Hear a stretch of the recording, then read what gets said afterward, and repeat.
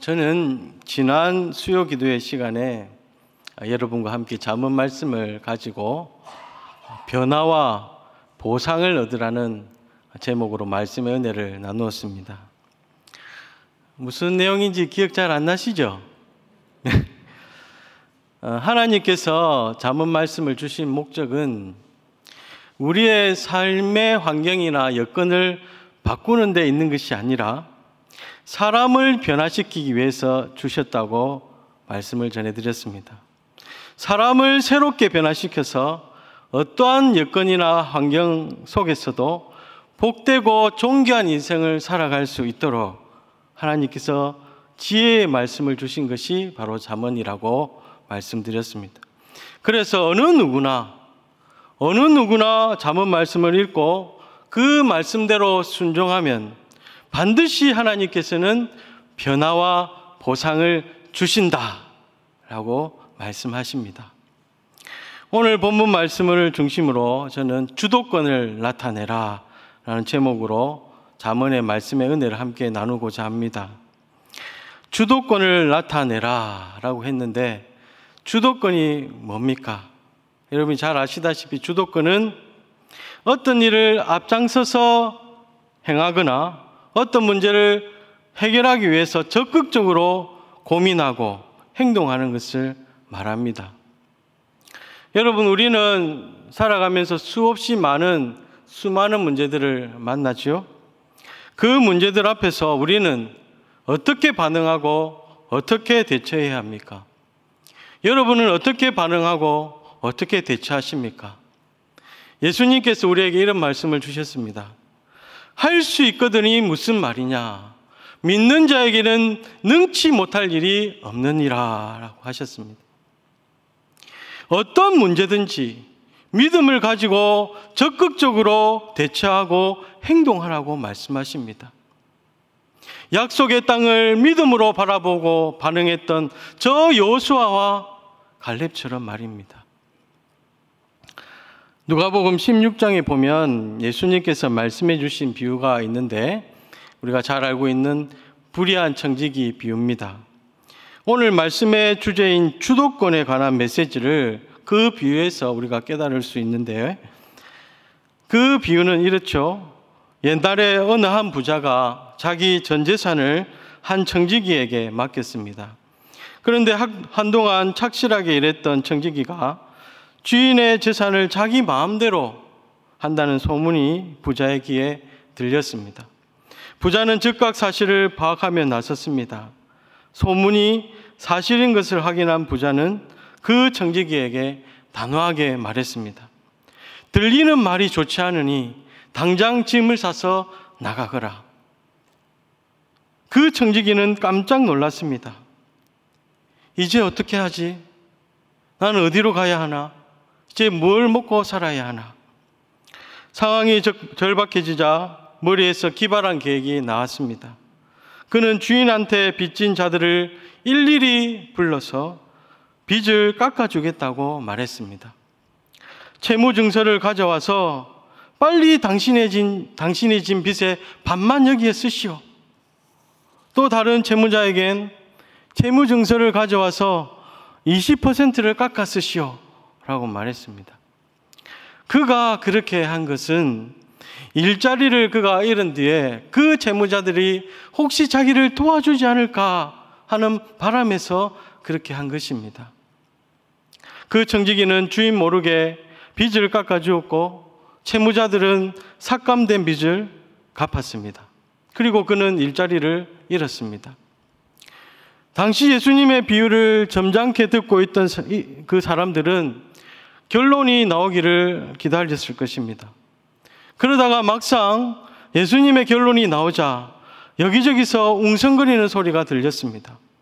무슨 터무니없는 말을 하냐고 손사래를 치며 나가는 사람도 있었고 돈을 좋아하는 바리새인들은 비웃기도 했습니다. 그 이유는 비유의 결론에서 주인이 그 불의한 청지기의 행동을 꾸짖지 않았기 때문입니다. 오히려 그가 한 행동을 주인이 칭찬했습니다. 어떻게 그럴 수 있을까요? 그 청지기는 주인의 돈을 직접 훔친 것은 아니지만 주인을 속인 것이지 않습니까? 칭찬할 행동과는 거리가 멉니다.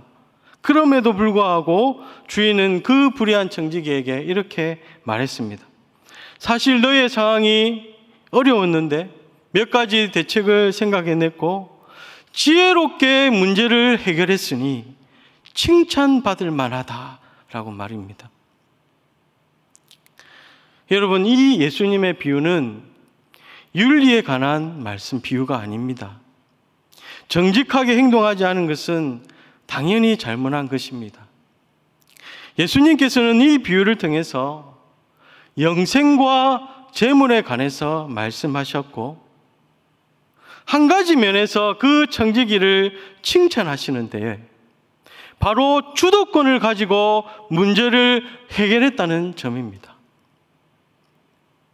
주도권을 가지고 문제를 해결한 것. 그거라면 당연한 것 아닙니까? 우리에게 문제가 생기면 어느 누구라도 해결책을 찾기 위해서 노력하고 힘쓰지 않습니까? 누구라도 당연하게 생각하는 부분입니다.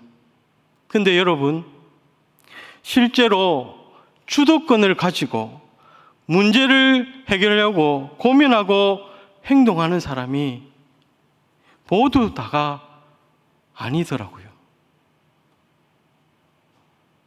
여러분은 어떻게 생각하십니까? 생각과 마음은 있으나 실제로 행동하는 사람은 소수가 아니던가요?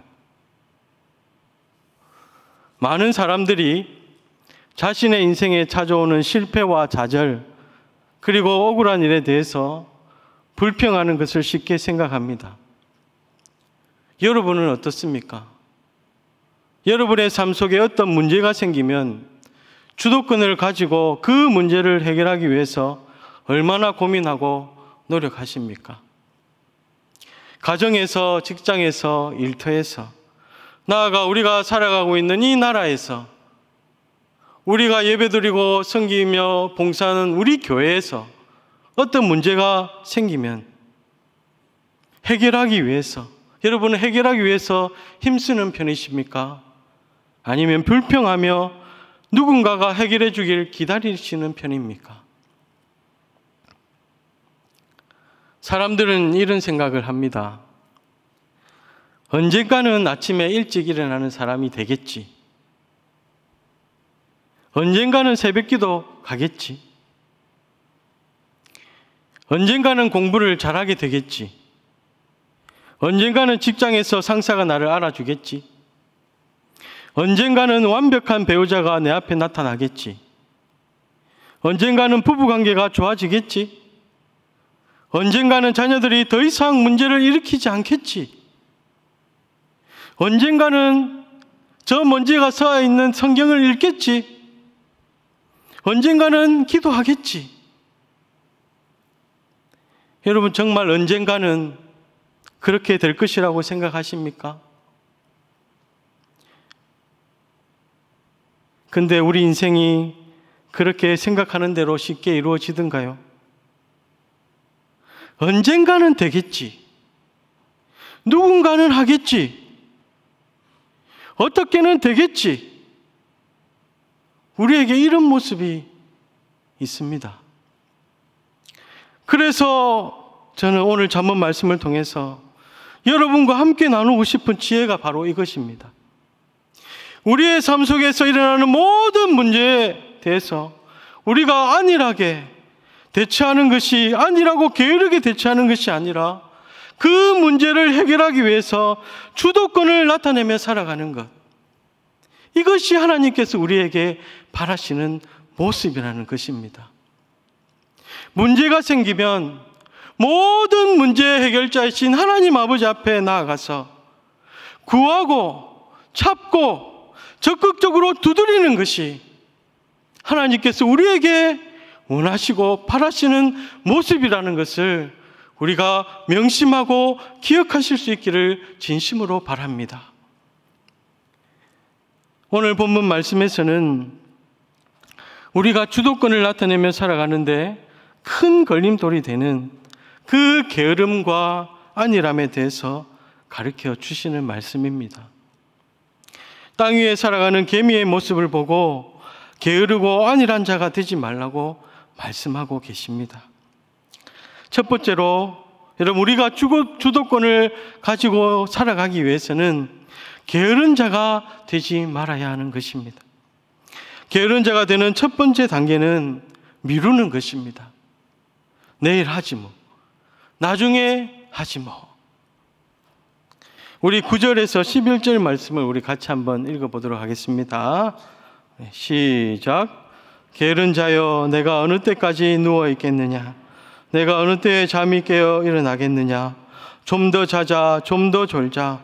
손을 모으고 좀 더 누워있자 하면 내 빈궁이 강도같이 오며 내 곰핍이 군사같이 이르리라. 여러분, 잠언 말씀은 게으른 자에게 경고합니다. 개미는 오늘 할 일을 내일로 미루지 않고 무덥고 힘든 여름에도 먹을 양식을 열심히 모으는데, 게으른 자 너는 언제까지 잠만 자고 있을 것이냐라고 권면합니다. 만약 내가 처리해야 할 일과 당장 해결해야 할 문제를 앞에 두고 아무런 대책 없이 내일 하지 뭐, 나중에 하지 뭐라고 말한다면 그는 게으른 자의 길을 걸어가고 있는 것입니다. 그런 사람은 주도권을 나타내며 살아가는 사람이 될 수가 없습니다. 예를 들어서 이야기를 한번 해볼까요? 그냥 우리 일상에서 단순하게 일어나는 예입니다. 우리 가정에서 흔히 일어나는 모습들을 한번 들어보겠습니다. 어머니가, 아내가 식사를 준비하면서 아이들과 남편에게 준비된 음식을 식탁에 옮겨달라고 부탁을 합니다. 그런데 아이들이, 남편이 대답하기를 네 하고 나오지를 않아요. 두 번째 말했는데도 네 알겠어요 하고 대답만 하고 안 나옵니다. 안 도와줍니다. 세 번째 말에도 대답만 하고 나와서 도와주지를 않습니다.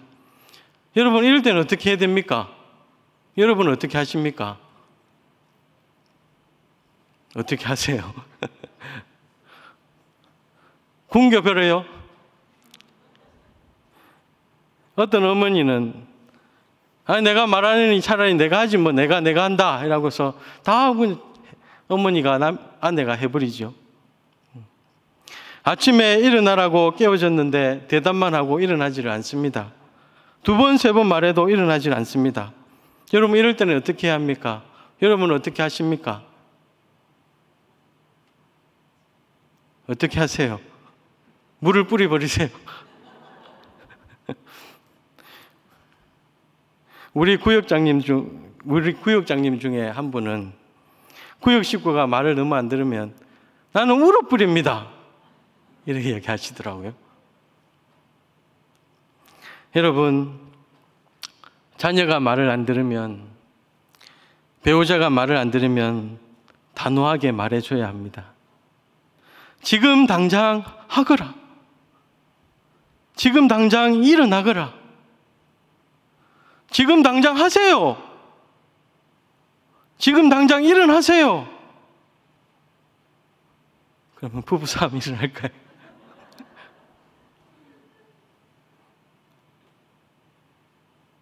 그러나 자녀들을 위해서라도 단호하게 꾸짖어 줘야 합니다. 배우자를 위해서라도 단호하게 말해줘야 합니다. 왜냐하면 지금 해야 할 일을 미루는 버릇을 고치고 게으른 자의 길로 들어서지 못하도록 도와줘야 하기 때문입니다. 저와 여러분의 일터와 가정과 삶 속에서도 마찬가지입니다. 지금 당장 해야 할 일을 내일로 미루는 게으른 자가 되면 결코 주도권을 나타내는 삶을 살아갈 수가 없습니다. 두 번째로, 여러분, 안일한 자가 되지 마시길 바랍니다. 주도권을 나타내며 살아가는데 치명적인 걸림돌이 또 하나 있는데 그것은 바로 안일함입니다. 다른 말로 표현하면 선택적 게으름이라고 말할 수 있습니다. 나는 정말 10가지 중에 9가지는 주도권을 나타내면서 열심히 살아가고 있는데 한 가지 정도는 괜찮지 않느냐, 완벽한 사람이 어디 있느냐? 한 가지 정도는 좀 여유와 게으름을 부려도 되지 않겠냐? 이렇게 생각하는 겁니다. 여러분 중에는 게으름이란 말은 나는 나와 아무런 상관이 없다고 생각하시는 분이 있을 것입니다. 매일마다 눈코 뜰 새 없이 바쁘게, 얼마나 바쁘게 살아가고 있는데 나에게 빈둥거림이나 할 일을 내일로 미루는 것은 나에게 거리가 멀다라고 생각하시는 분들이 있으실 것입니다. 그렇게 정말 실제로 성실하게 살아가시는 분들이 대부분일 것입니다. 그러나 여러분, 우리가 겉으로는 성실하게 살아가고 있지만 속으로는 안일함을 가지고 있습니다. 그 안일함은 다른 사람의 눈에 잘 띄지도 않습니다. 그러나 그 자그마한 안일함이, 그 선택적 게으름이 우리의 삶의 고통과 상처 그리고 큰 어려움으로 불러오는 경우가 있기 때문에 그 안일함을 우리는 조심해야 하는 것입니다.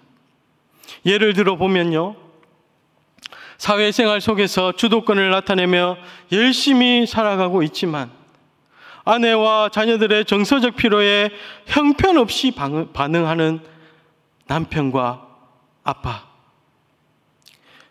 가정을 돌보는 데는 혼신의 힘을 다하지만 하나님과의 관계에는 소홀하는 엄마, 인간관계와 운동에는 뛰어나지만 지적 교육을 대수롭지 않게 여기는 학생, 삶의 모든 영역에서 성실하게 살아가지만 음식이나 운동에 전혀 신경 쓰지 않는 분, 하나님의 말씀 앞에 고개를 끄덕이지만 월요일이 되면 형식적인 모습으로 돌아가는 그리스도인.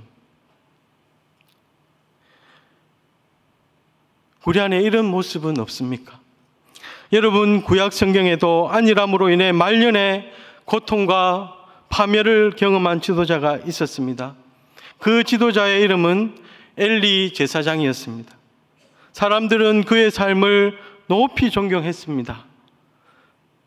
그러나 그의 안일함, 한 가지 선택적 게으름이 있었는데 그것은 자녀들을 훈계하지 않았다는 겁니다. 엘리에게는 2명의 아들이 있었는데 그들은 자라가면서 불량하게 되어져 갔습니다. 그는 아들들을 경건하게 훈련시키고 싶었으나 안일하게 대처했습니다. 어느덧 아들들은 조무래기 불량배에서 거물급 불량배가 되었고 그 아들들이 일으킨 큰 문제로 말미암아 아버지 엘리는 끝내 목숨을 잃고 말았습니다. 그 선택적 게으름, 그 안일함으로 말미암아 이 가문이 파멸로 다가간 것입니다.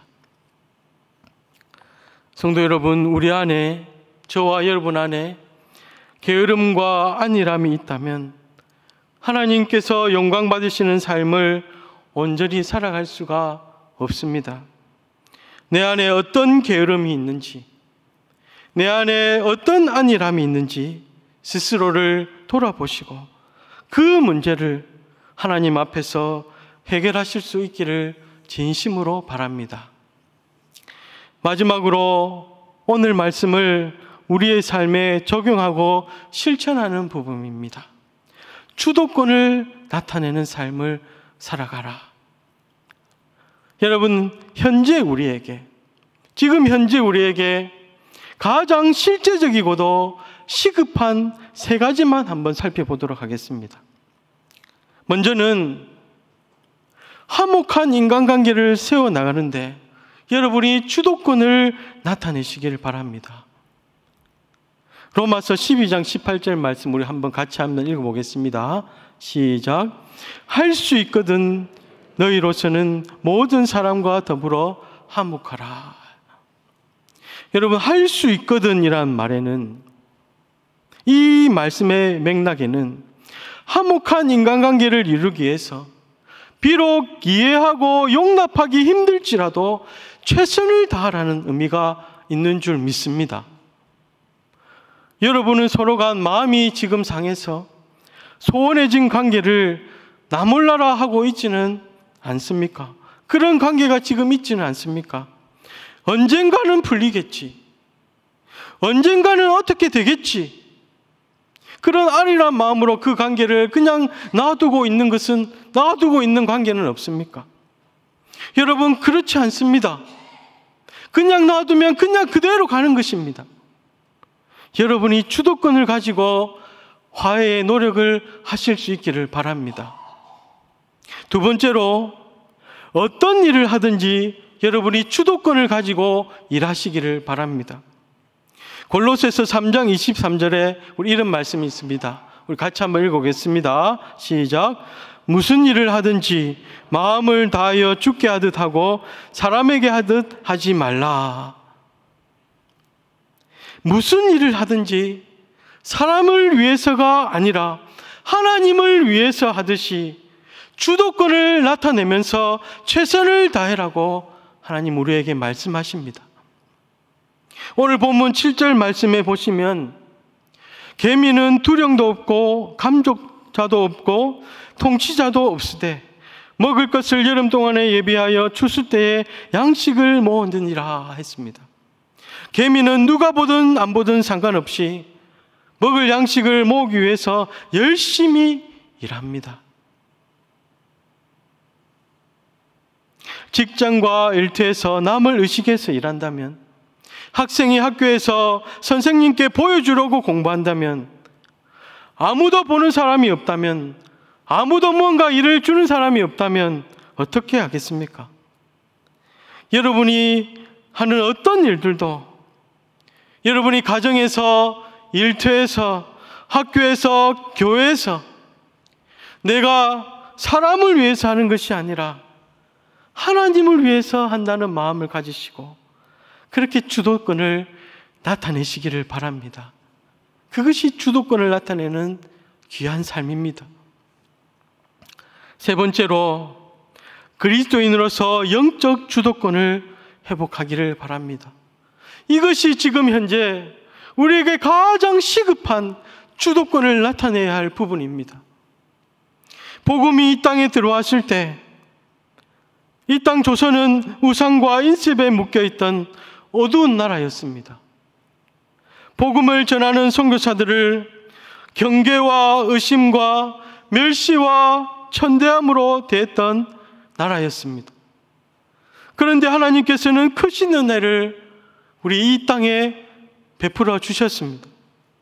진리의 말씀이 사람들을 죄와 사망의 권세에서 자유롭게 했고, 참된 은혜와 회복을 경험한 성도들은 사회 모든 영역에서 빛과 소금으로 살았습니다. 어두웠던 이 나라를 새롭게 변화시키는 영적 주도권을 나타냈습니다. 영적 대부흥을 경험하며 한민족의 복음화와 열방의 복음을 위해서 크게 쓰임을 받았습니다. 한국교회와 성도들은 이 땅의 영적 주도권을 나타내는 삶을 살아왔습니다. 우리들은 다시금 이 땅의 영적 주도권을 회복하고 사회 모든 영역에서 빛과 소금으로 살아가야 합니다. 현재 우리 사회는 겉으로 발전하고 있지만 속으로는 아픔과 상처가 너무나 많지 않습니까? 어두운 부분이 너무나 많습니다. 우리들은 다시금 말씀과 기도로 영적 주도권을 회복해야 합니다. 빛과 소금으로 어두운 것을 밝히고 부패한 것을 새롭게 해야 하는 사명이 우리에게 있습니다. 하나님께서는 저와 여러분에게 너는 빛이다, 너는 소금이다 라는 사명을 주셨습니다. 빛과 소금으로 영적 주도권을 이 땅에서 나타내며 살아라고 우리에게 말씀하고 계십니다. 우리 모두가 지금 한국교회와 세계교회가 빛과 소금으로 영적 주도권을 나타내며 살아가야 하는 너무나 중요한 시기입니다. 우리가 이것을 위해서 기도하고 있지 않습니까? 지금 한국 사회와 이 한국 땅에 한국 교회 성도들의 그 영적 주도권이 얼마나 약해져 있습니까?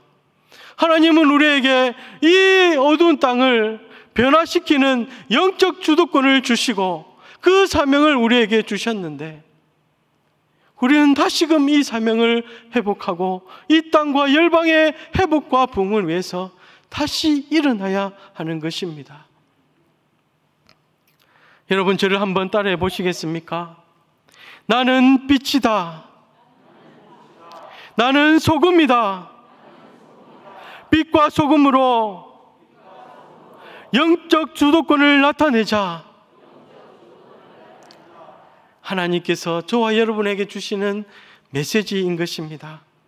우리 모두가, 우리 한국교회가 다시금 이 영적 주도권을 회복해서 이 무너진 모든, 이 땅에 무너진 모든 것들을 회복하고 다시 복음으로 살아나서 이 땅의 모든 곳곳마다 하나님의 나라를 선포하고 하나님의 영광을 나타내고 소망과 희망을 잃어버린 사람들에게 귀하고 아름다운 소망과 복음의 은혜를, 생명의 역사를 전해주는 축복의 통로로 살아갈 수 있도록 저와 여러분이 먼저 변화될 수 있기를 진심으로 소망합니다. 우리 교회가 변화되기를 먼저 소망합니다. 한국교회가 먼저 변화되기를 간절히 소망합니다. 아멘.